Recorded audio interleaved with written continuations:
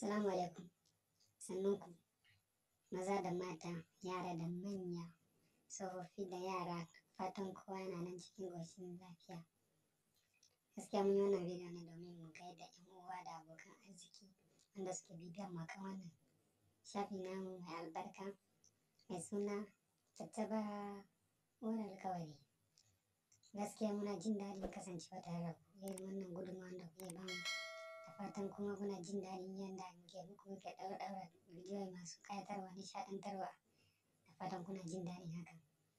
Allah ya bar mu tare. Gaskiya muna jin daɗi. Muna gaida mutane ƙasa-ƙasa irin su Libya, Nigeria, Niger, ga Cote d'Ivoire, Algeria, Cameroon, Saudi Arabia, Ghana, Sudan, ga kuma har da Senegal da sauransu dai. Gaskiya muna jin daɗin tarayya da ku haka, muna ganin irin gudunmawar da kuke bamu.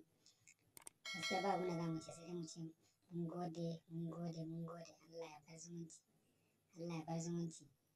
Da fatan kuna jin daɗin wannan channel namu mai suna Tattabara Uwar Alƙawari.